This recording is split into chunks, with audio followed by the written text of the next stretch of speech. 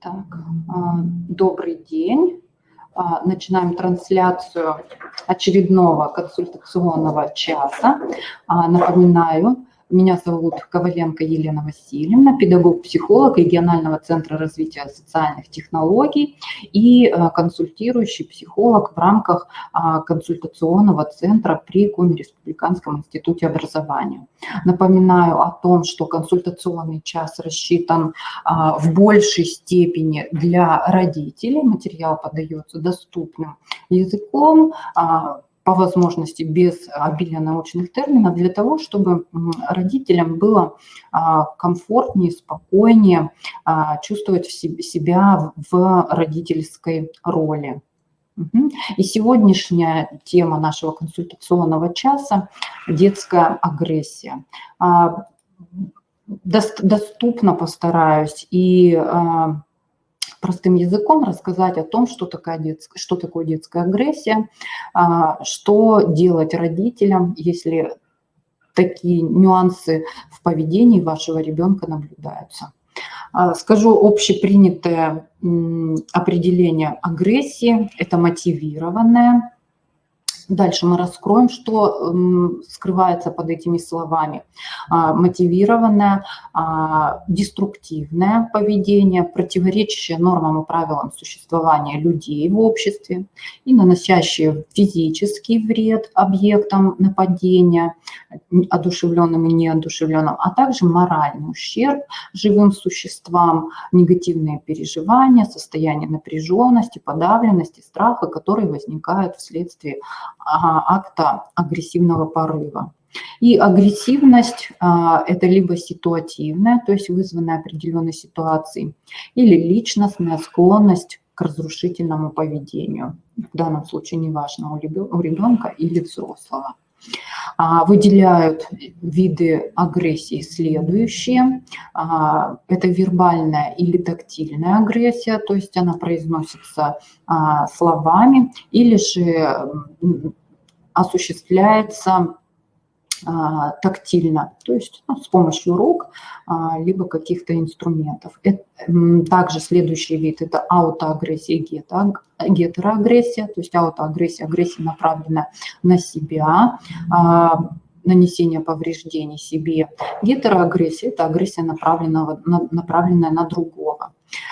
Есть такое распределение агрессии, как враждебная и инструментальная. То есть враждебная воспринимается как агрессия, возникает как реакция на кого-либо или что-либо, а инструментальная – это в том случае, когда именно враждебность является целью данного человека.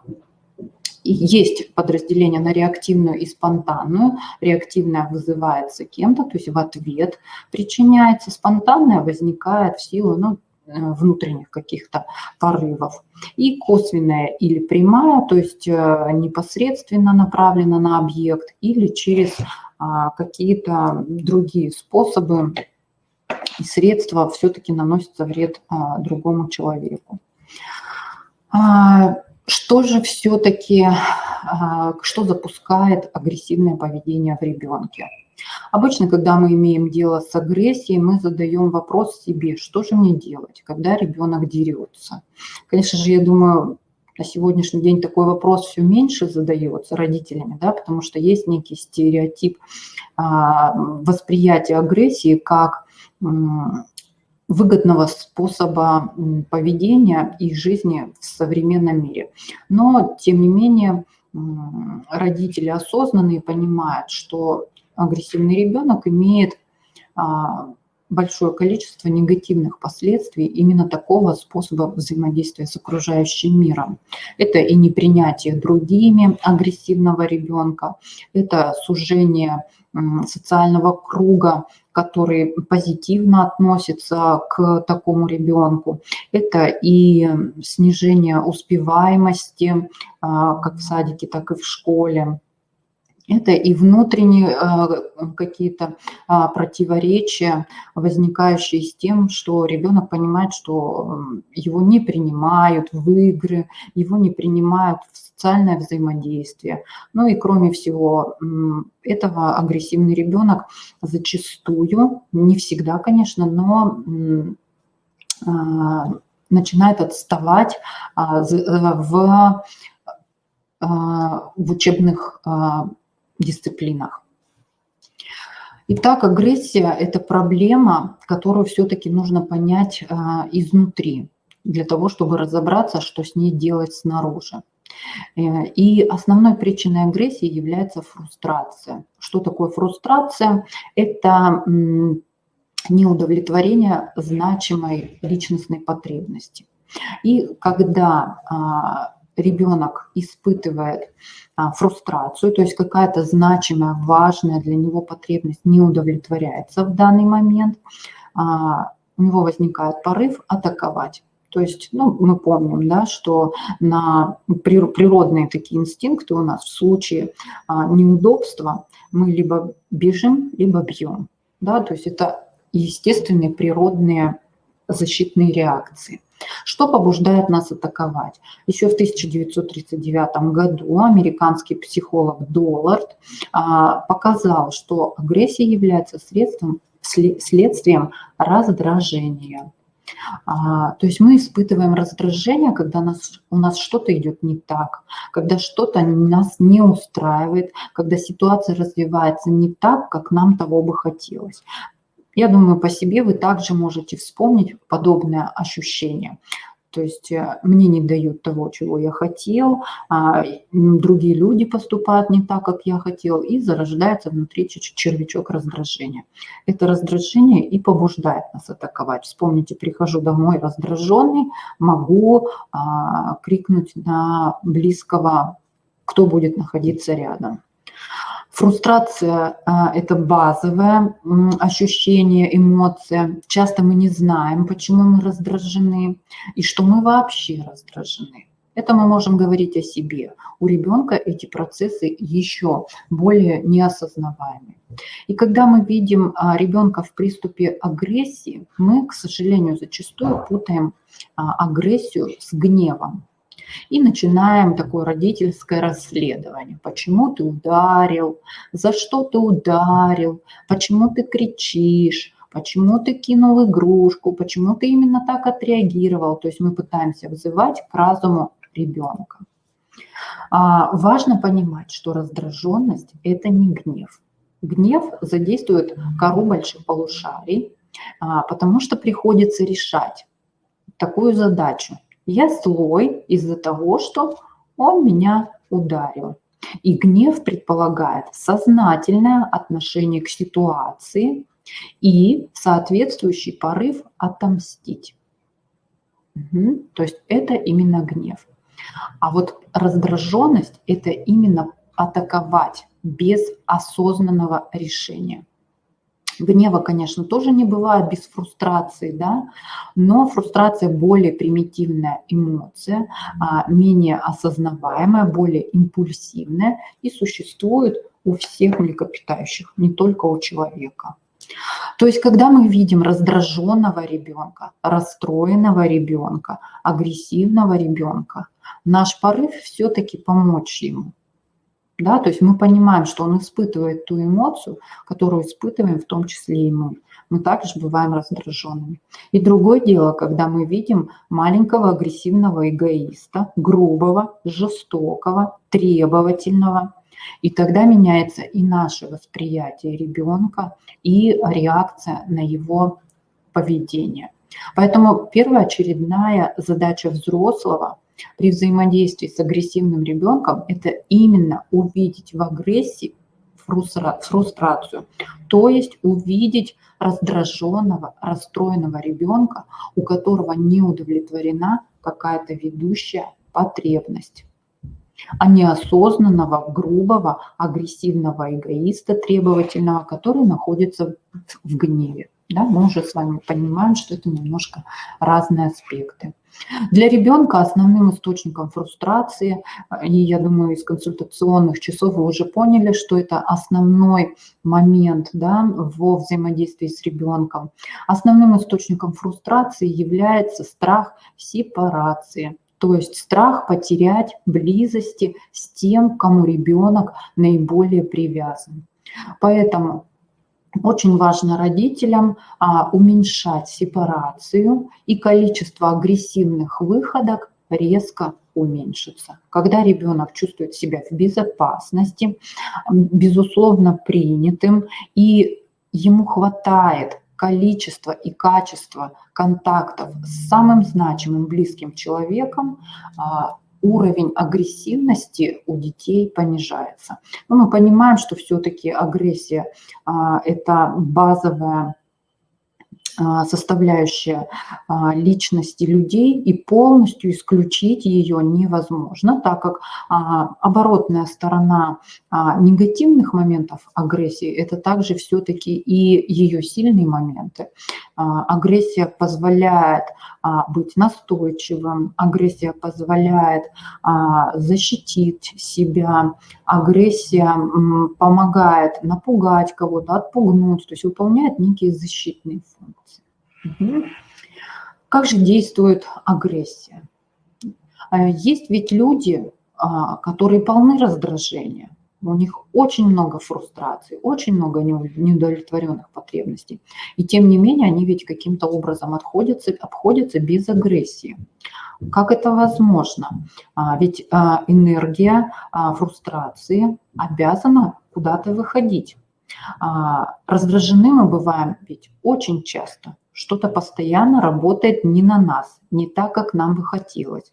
Постоянно что-то идет не так, как нам бы хотелось. Следовательно, если все-таки мы не всегда агрессируем, значит, есть какой-то другой выход, кроме агрессии. Когда что-то работает не так, первый импульс у нас какой? Изменить ситуацию, выпросить конфету, перезагрузить компьютер, сделать ремонт, что-то изменить. Если изменения происходят, у нас получается изменить ситуацию. Соответственно, и энергия фрустрации, она уходит в сторону изменения. Вся наша энергия направляется на тот канал возможностей, благодаря которым мы можем изменить ситуацию, и она повернется к нам, в нашу сторону, к нам лицом. Однако существует множество вещей, которые мы изменить не в состоянии. Таков мир, мы не можем управлять всем. И когда мы упираемся в стену тщетности, в осознание невозможности изменений, наша энергия фрустрации продолжает свой путь дальше. Чтобы понять, что происходит дальше, представим себе такой момент, когда ситуацию изменить невозможно по объективным причинам. То есть это невозвратность либо какого-то предмета, то есть он потерялся, либо невозвратность человека. Да, мы потеряли человека. Либо он ушел навсегда, либо он умер. То есть нам невозможно изменить ситуацию объективно. И тогда что с нами происходит? Нам ничего не остается, как выплакать наше горе и адаптироваться к потере. Так вот, в данном случае энергия фрустрации, вот этот вот заряд, да, энергетический, он проходит путь от злости к скорби. И из нас выходят так называемые слезы тщетности, слезы понимания невозможности изменения ситуации, не обязательно в физическом воплощении, да, может быть, это внутренняя переработка, но у нас происходит переход от злости к скорби. И для ребенка, особенно маленького ребенка до 5-6 лет, любая ситуация, которая не может измениться, они называются неработающими ситуациями, источник огромной раздраженности. И как раз-таки слезы являются основным путем адаптации к таким ситуациям. То есть раздражение трансформируется в слезы. Это нерациональный процесс, он не зависит от логики, этот процесс эмоциональный, и поэтому очень важно следующий момент, который мы должны понимать, если наш ребенок агрессивен. До 5-6 лет дети должны плакать часто. Не от голода, не от боли, да, от объективно, скажем, понятных ситуаций, когда родители, кстати, разрешают плакать детям, а в других случаях нет, а именно от невозможности изменить ситуацию. По своим деткам, может быть, видели, да, ожидал, что там, купят велосипед, и здесь я встречаюсь с тщетной ситуацией отказа категорического родителей, и у нас слезы. Да? И в таких ситуациях мы зачастую говорим не плакать, да? Не плакать, что за капризы. Так вот, именно вот слезы тщетности, они являются лечащим моментом в случае агрессивности. Они не позволяют раздражению перейти в следующую стадию, в агрессию.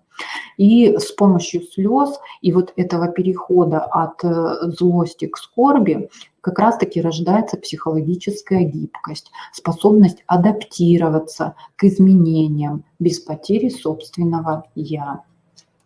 Поэтому очень важно еще следующий момент тоже, который нужно помнить, да, акцентик такой при взаимодействии с ребенком, склонным к агрессии. Плакать дети должны не в уголочке, брошенные всеми, а в любящих руках. Хорошо, когда, конечно же, взрослый как источник фрустрации и взрослый как источник комфорта будут разными людьми. Но ничего страшного, если вы будете каким-то ограничителем, который установил четкие правила, с которыми ребенок столкнулся. Эта ситуация вызвала фрустрацию, реакцию раздражения, ну и потом вы выступите и в качестве утешителя и поможете ему выплакаться у себя на руках. Если ребенок, который испытывает раздраженность, не смог изменить ситуацию и не смог выплакать слезы тщетности, не смог пройти путь от раздражения к скорби, то энергия фрустрации вот в этом случае идет дальше. Она идет к следующему механизму от проявления агрессии. Это возникновение смешанных чувств. О них мы поговорим попозже. То есть очень важно, чтобы ребенок проплакал. И вот эти вот слезы тщетности, признать свою уязвимость ребенок может только с тем, к кому он действительно привязан. И в том случае, если нет безопасной привязанности, нет принимающего родителя, есть, более того, отвергающий родитель, есть жесткий родитель, в таком случае происходит онемение чувств. Ребенок воздвигает защиту от уязвимости, становится неспособным плакать, а уровень агрессии и самоагрессии повышается в разы. То есть очень важно не упустить вот эти вот моменты принятия и взаимодействия с эмоциями и чувствами детей. Я упомянула о том, что кроме способности выплакать слезы тщетности, есть еще одно препятствие на пути к возникновению агрессии. Это смешанные чувства. Достаточно такое сложное понятие, которое и дальше немножечко я подробно объясню, сейчас коротко затрону. Смешанные чувства – это когда, например, хочется швырнуть эту тарелку, но я тут же понимаю, что именно мне придется это потом собирать. Я готов накричать на своего брата, и я в данный момент его не воспринимаю, но при этом я понимаю, что в целом я брата люблю. То есть такие вот нюансы, не черное-белое, да, я либо люблю брата, либо ненавижу. Да? А вот смешанные чувства – это достаточно сложный процесс. При самых благоприятных условиях развития дети не способны к смешанным чувствам до 6-7 лет. Они возникают позже. И именно с появлением вот этих смешанных чувств и заметно снижается уровень детской агрессии. Отмечают, что детская агрессия снижается именно после 7 лет. при благоприятных условиях развития. И еще, то есть чем интенсивнее чувства, тем их сложнее смешивать. И в нормальных ситуациях ребенок справляется с агрессией, а в ситуациях сильного стресса вот эти вот сильные эмоции, их очень сложно смешать.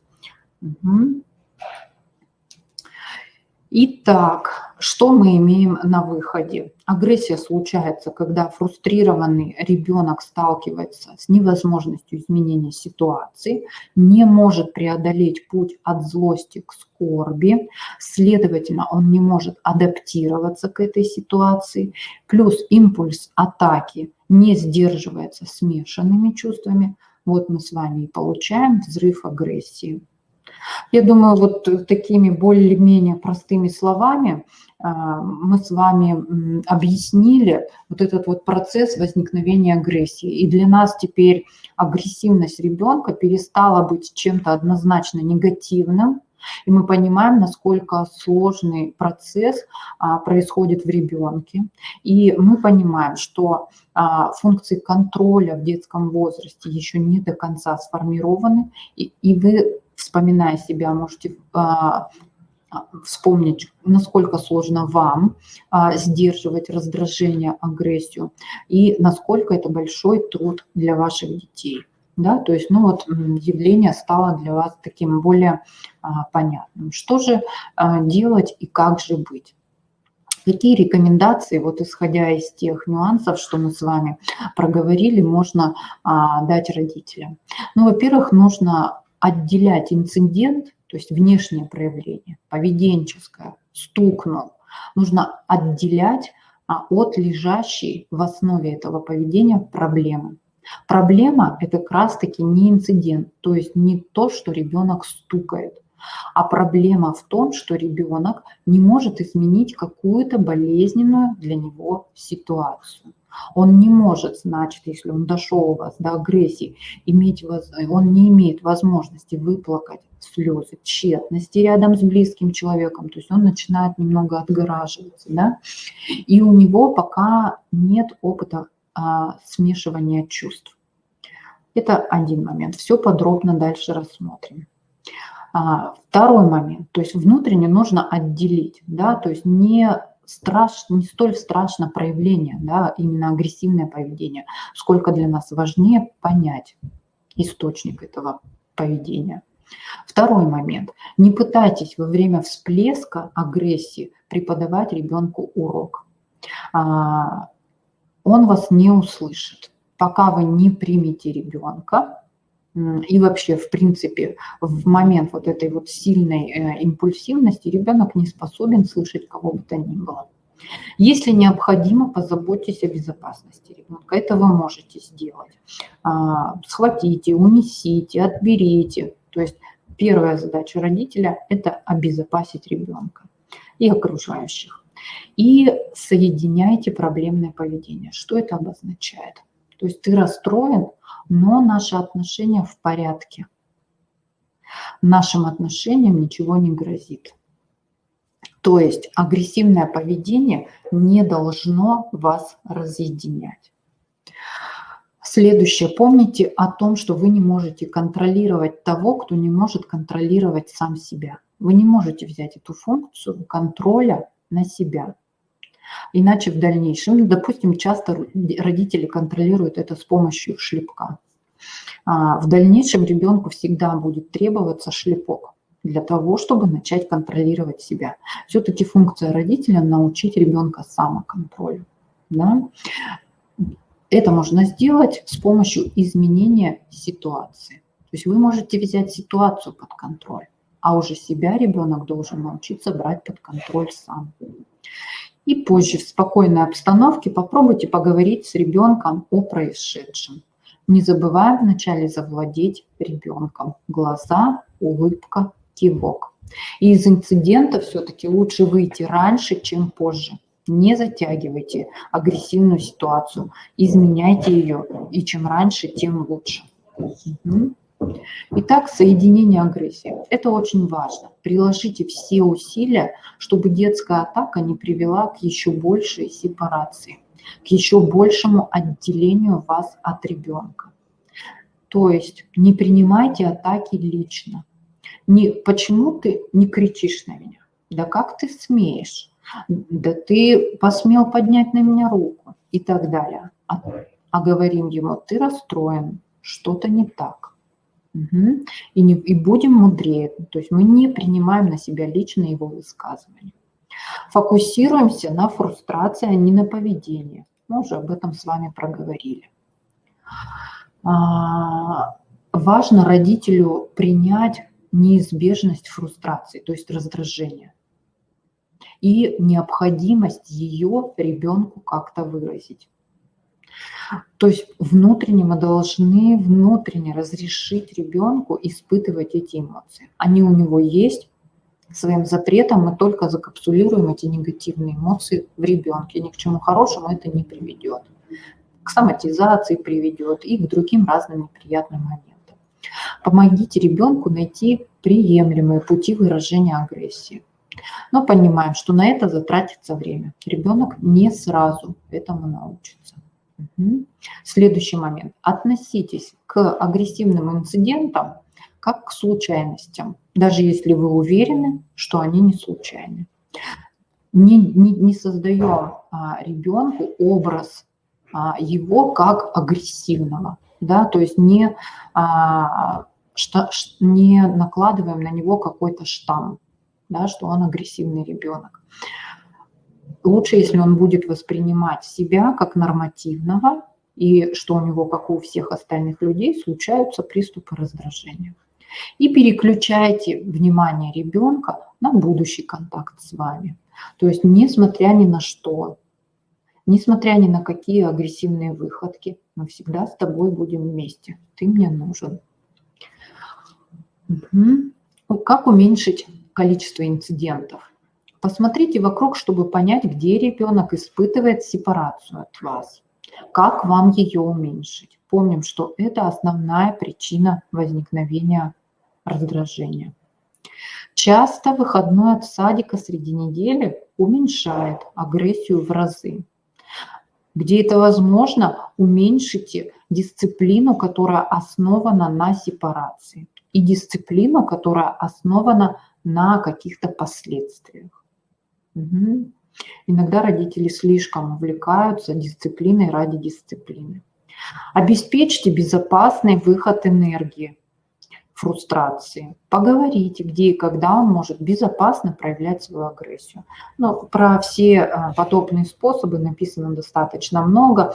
Это и мешочки-кричалки, и подушечки для битья и так далее. Да? То есть множество таких нюансов.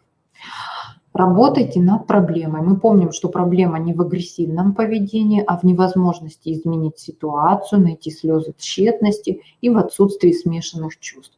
То есть нам нужно познакомить ребенка вообще, в принципе, с эмоцией раздраженности. Ребенку очень трудно владеть эмоцией, а если он еще и не понимает, что за эмоцию он испытывает и что с ним происходит, процесс управления эмоцией гораздо сильнее осложняется. В случаях, когда это возможно, научите ребенка изменять ситуацию. Помогайте ребенку находить свою скорбь. Помогайте ему проплакаться. Обязательно держите ребенка в руках, пока ему не останется ничего, как плакать. То есть помогайте ему прийти к слезам, особенно в том случае, когда дети немножечко уже зачерствели, например, приемные дети. Кстати, с ними и не всегда получается совершить вот эти вот объятия, которые могут вызвать слезы. То есть должно пройти какое-то время.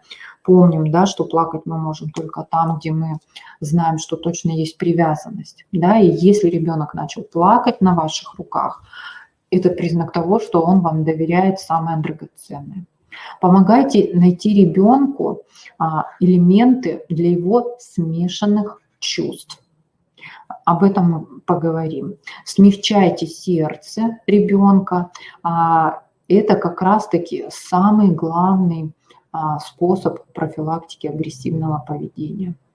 И ни в коем случае не позволяйте проявлениям агрессии ребенка изменить ваше отношение к ребенку. Не позволяйте агрессивному поведению оттолкнуть вас от ребенка, потому что это, в свою очередь, потянет усиление агрессивного поведения. Ну и вот мы дошли до этого сложного момента. Это самый такой, да, трудно понимаемый момент, но я думаю, что разберемся.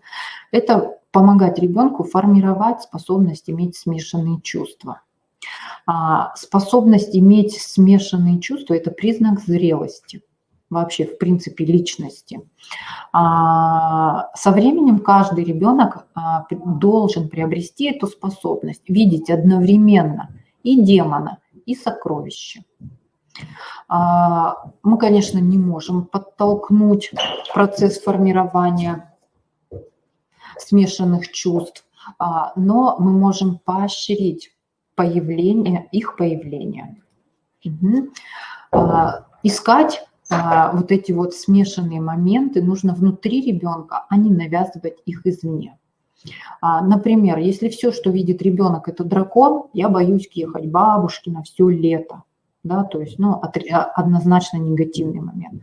То сокровище, которое мы хотим ему показать в этом лете с бабушкой, не должно быть извне. Это должны быть какие-то вещи, на которых завяжутся эмоции ребенка. Например, лето в деревне будет полезно для твоего здоровья. Это то, что мы навязываем ему извне свое видение. Например, у бабушки Морки недавно родились котята. Смотри, какие хорошенькие. Вот это уже завязывание эмоций ребенка, да, то есть лето – это хорошенькие котята. Дядя Ваня купил коня, обещал тебя научить на нем кататься. Это внутренние эмоции, да, то есть лето – это не только сепарация от мамы, то есть однозначно, да, плохое, это еще и хорошенькие котята, это еще и катание на коне. Искать вот такие сокровища лучше в спокойной обстановке при спокойном эмоциональном фоне ребенка, а не во время эмоционального взрыва. То есть когда он шумит, кричит, говорить о том, что лето – это не только бабушка и отрыв от родителей, но еще и котята, бесполезно. Добиваться вот таких смешанных конфликтующих моментов проще в виде идей, а не в виде эмоций. То есть найти конфликтующие идеи легче. И всякий раз, когда ваш ребенок испытывает вот такие противоречивые эмоции, то есть часть меня хочет уйти, часть меня хочет остаться, это дракон и сокровище одновременно, это стимулирует кору больших полушарий, что увеличивает как раз-таки способность ребенка контролировать свою раздраженность, агрессию и сопротивление. Вы можете рассказывать ребенку о своем опыте смешанных чувств. Надоел дождь, но после него будут грибы. Мне сейчас не хочется вести вебинар, но я в процессе него даю полезную информацию людям, несу что-то полезное. Это нормально раздражаться на брата, потому что братья рождены для того, чтобы нас раздражать, но я его очень люблю и так далее. То есть, произнося такие нюансы, дети учатся у нас испытывать не черно-белые крайние эмоции и мыслить крайними идеями, а формировать вот такие вот смешанные нюансы. И таким образом смысл не в том, чтобы не испытывать раздражение на брата, а чтобы к этому раздражению добавить любовь, привязанность, теплоту.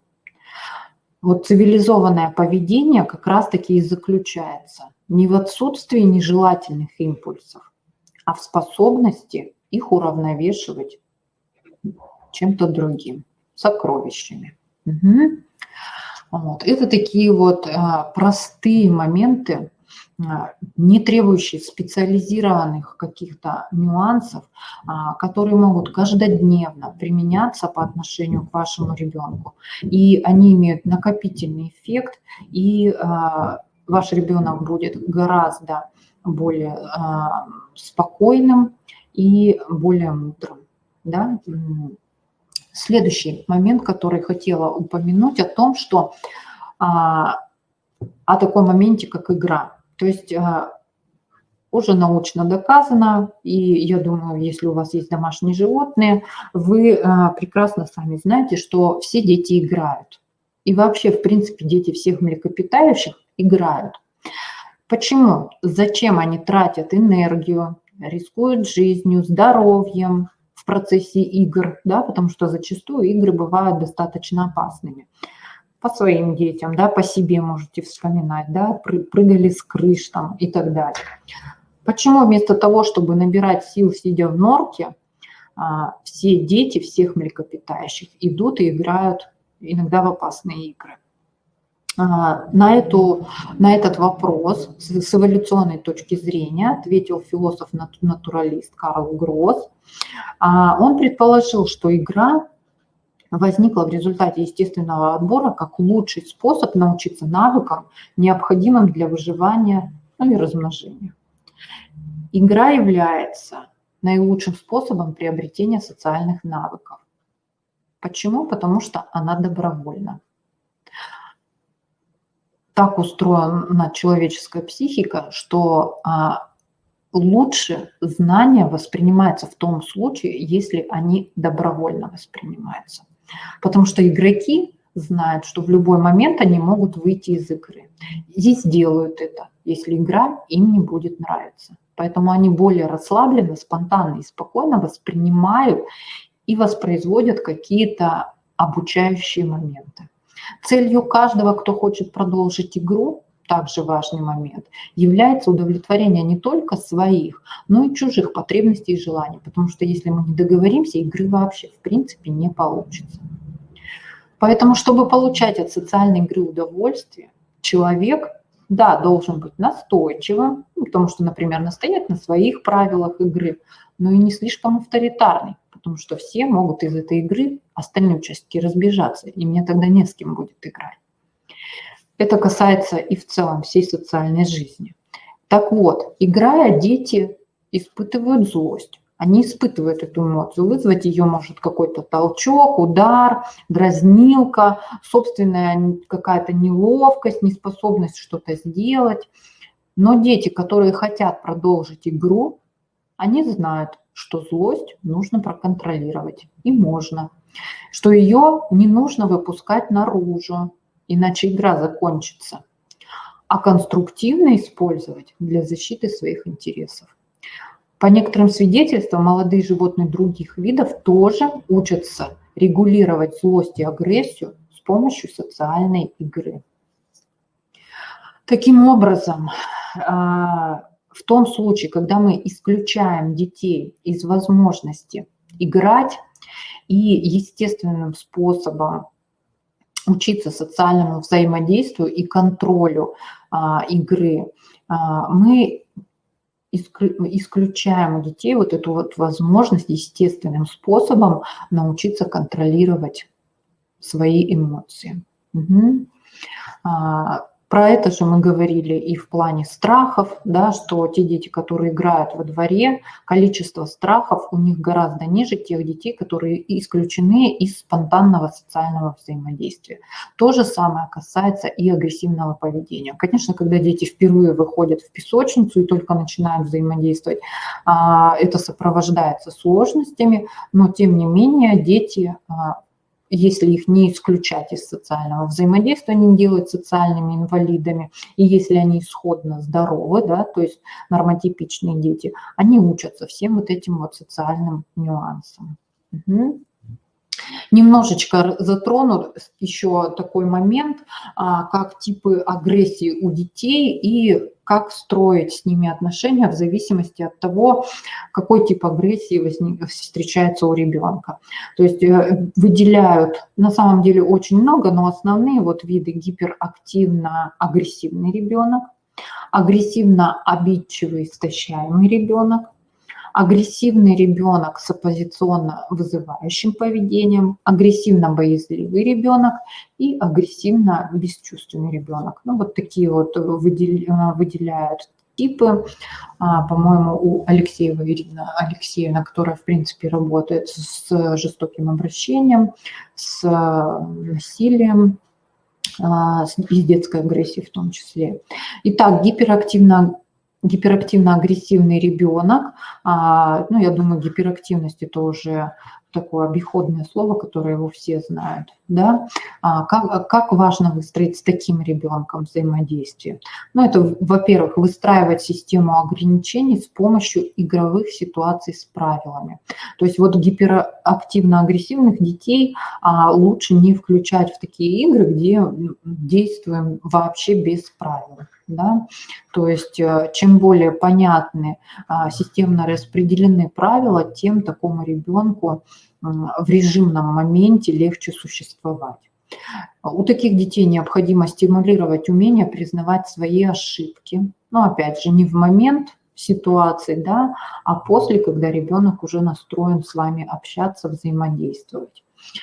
Таким детям необходимо помогать вырабатывать умение не сваливать свою вину на других. То есть формируем локус-контроль внутренний, а не внешний. Да? И учим их эмпатии, сочувствию к другим, к сверстникам, к взрослому и живому миру. Это вот что касается такого типа детей. Агрессивно обидчивый и истощаемый ребенок.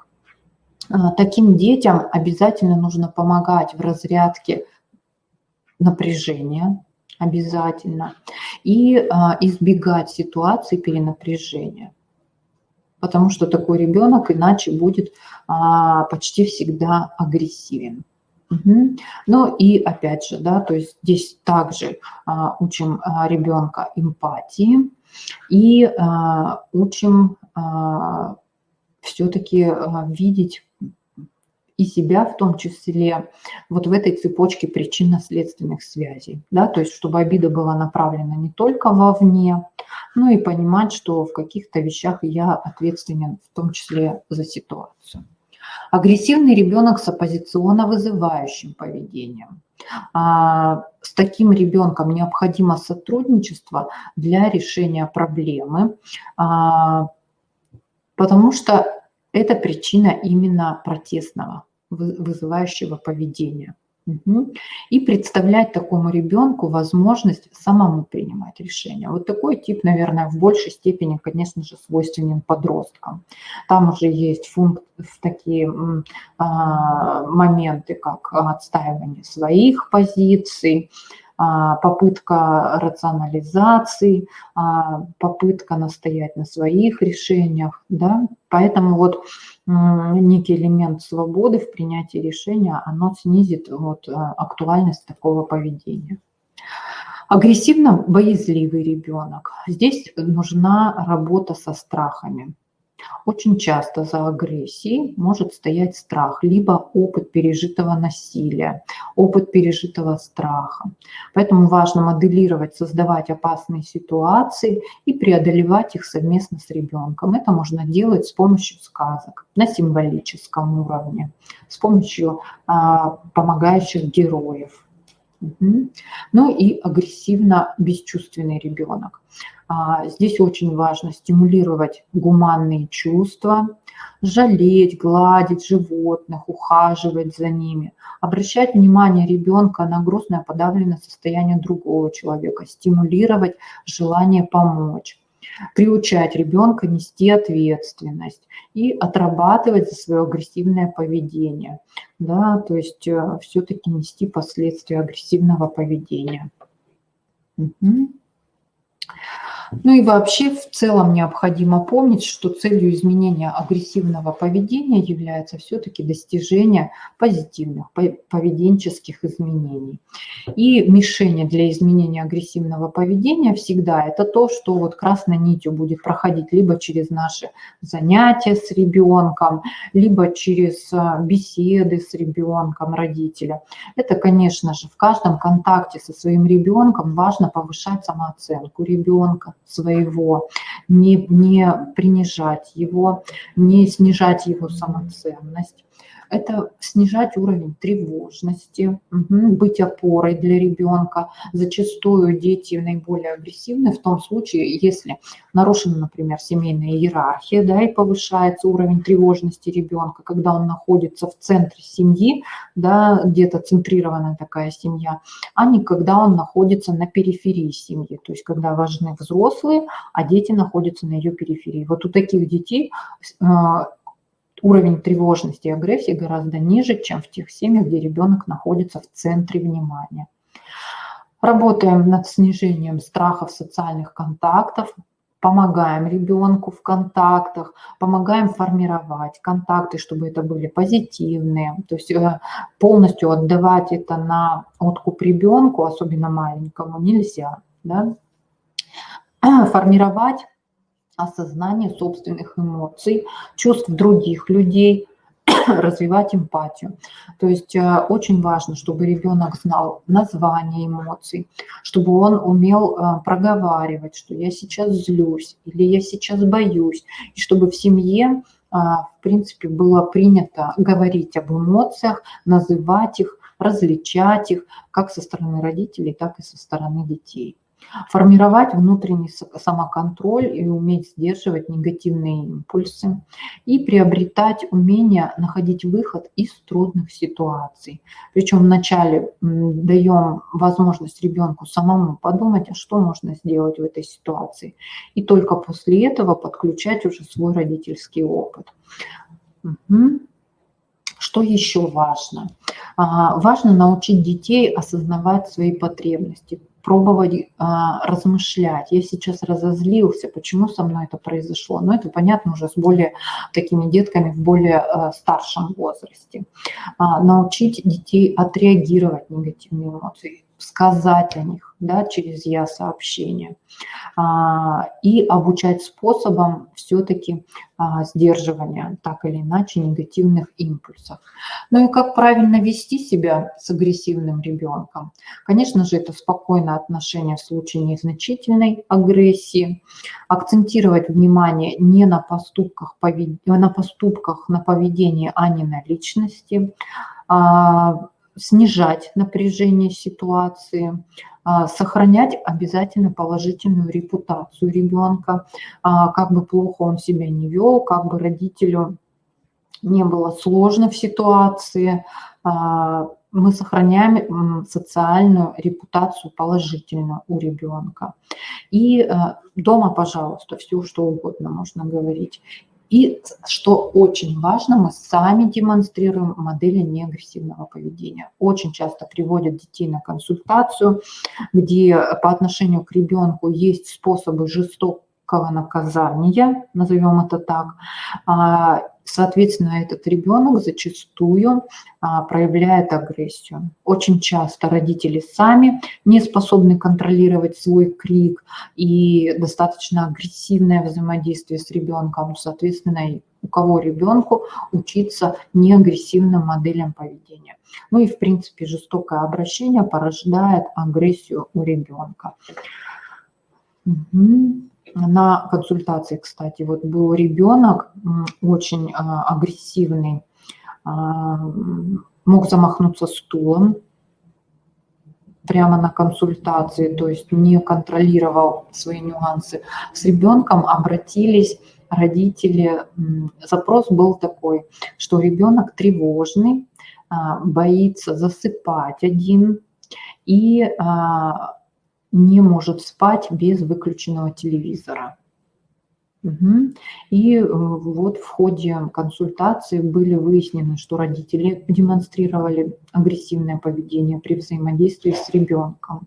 И ребенок, кстати, вот было такое смешанное поведение, то есть агрессивное, и при этом был очень такой талантливый ребенок, здорово рисовал и боялся рисовать, то есть боялся как бы то ни было проявить себя. То есть вот страхи и агрессия идут очень рядышком, да, и нужно быть внимательным, конечно, при взаимодействии с ребенком. Ну и что важно, это выражать понимание чувств ребенка, конечно, тебе обидно.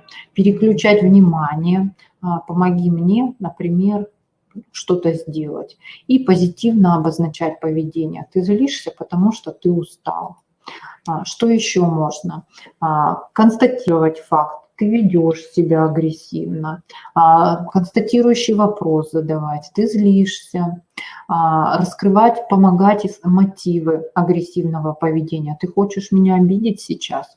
Ты сейчас демонстрируешь свою силу, обнаруживать свои чувства в связи с нежелательным поведением ребенка. Мне не нравится, когда со мной говорят таким тоном.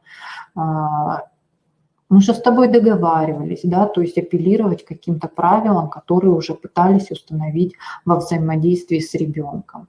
Что неправильно? Неправильно повышать голос, изменять тон на угрожающий. Нет необходимости демонстрировать свою власть. То есть взрослый пока еще я здесь, и как я скажу, так и будет. Нежелательно демонстрировать крик, негодование, агрессивные позы, жесты. То есть это усилит эмоцию ребенка. Нежелательно проявлять сарказм, насмешки и высмеивание с передразниванием. Это также усилит реакцию ребенка. Также важно не давать негативную оценку личности ребенка, его близких или друзей. И, конечно же, о чем мы проговорили, что не нужно использовать физическую силу и втягивать посторонних людей. Важно также не настаивать на своей правоте, не читать нотации морали, наказывать и сравнивать детей с другими. Ну и также важно минимизировать вину ребенка в том случае, если мы знаем, что он не манипулирует все-таки агрессивным поведением. Важный момент еще родительский такой, не требовать полного подчинения, да, ребенка, позволить ему все-таки выполнить наши требования по-своему. То есть вот такую, не проявлять такую абсолютную родительскую власть.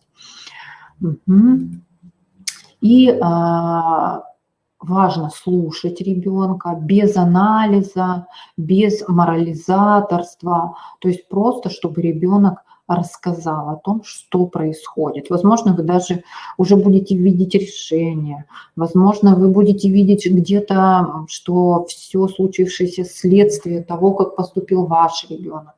На этом этапе вот важно его выслушать и принять все, о чем говорит ребенок, и поддерживать в течение речи ребенка.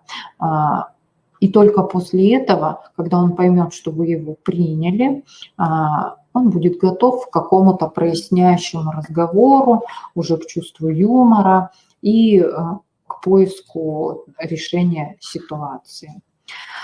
Ну, вот такие вот моменты сегодня. За короткий наш консультационный час я успела вам рассказать. Надеюсь, моменты какие-то вам пригодятся и мудрости вам в воспитании ваших детей. До встречи на следующих консультационных часах.